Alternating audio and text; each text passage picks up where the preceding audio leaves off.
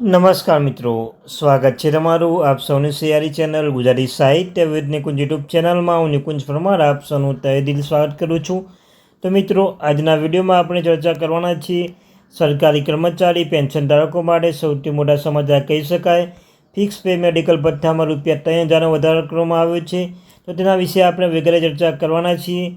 તે પહેલાં મિત્રો, તમે ચેનલ પર નવા હોય ચેનલ સબસ્ક્રાઈબ કરવાનું ભૂલશો નહીં. તમને ચેનલ પર સરકારી કર્મચારી, નિવૃત્ત કર્મચારી, પેન્શન ધારકો બાબતે, તેમાં પગાર બાબતે, ડીએ, ડીઆર, એચઆરએ અને કોઈ પણ અપડેટ આવે તો જાણ કરવામાં આવશે. ચેનલ સબસ્ક્રાઈબ કરી બેલ આઇકન બટન દબાવવાનું ભૂલશો નહીં. સાથે સાથે મિત્રો, જે વોટ્સઅપ ગ્રુપ બનાવ્યું છે, ટેલિગ્રામ ગ્રુપ બંને બનાવ્યું છે અને લિંક ડિસ્ક્રિપ્શન મૂકું છું. મિત્રો આવશે, જોઈન થઈ જજો. તો ચાલો વિદ્યાર્થી મિત્રો, વધારે સમય બગાડતા આજના વિડીયો શરૂઆત કરું છું. તો મિત્રો, તમને કહ્યું તેમ જે પેન્શન ધારકો છે, સરકારી કર્મચારી છે, મેડિકલ ભથ્થામાં ₹3,000 વધારો કરવામાં આવ્યો છે. તમે જોઈ શકો છો મિત્રો, સરકારી કર્મચારીની પેન્શનને લાગુ પડતા લાભો સુધારવા માટે સરકારે ઘણા પગલાં લીધા છે. આપણે તેના વિશે જાગૃત રહેવું જોઈએ. કર્મચારી જાહેર ફરિયાદ કાયદો ન્યાય પરની સ્થાયી સમિતિ અધ્યક્ષ શ્રી સુશીલકુમાર મોદીએ 10 ડિસેમ્બર 2021ના રોજ પેન્શનોની ફરિયાદ, પેન્શન અદાલતની અસર અને કેન્દ્રીય પેન્શનની ફરિયાદ નિવારણ અને દેખરેખ સિસ્ટમ ઉપર તેનો અહેવાલ રજૂ કર્યો છે.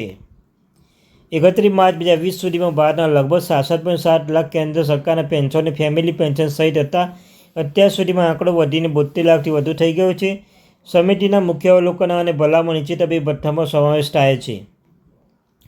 તબીબી સુવિધામાં સમિતિ નોંધ્યું છે કે કેન્દ્ર સરકારની આરોગ્ય યોજના CGHS માત્ર અમુક રાજ્યોની રાજધાની અને મોટા શહેરી કેન્દ્રો સુધી મર્યાદિત છે.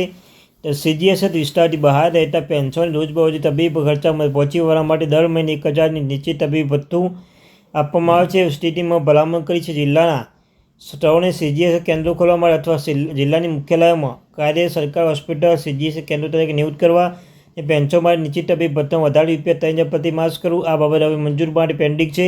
અને DAP PW દ્વારા શરૂ કરેલા નાણાં મંત્રાલયમાં અમે આ વર્ષ અંત સુધીમાં પરિણામ જાણી શકીએ છીએ. તો મિત્રો, આ હતી આજની મહત્ત્વની અપડેટ.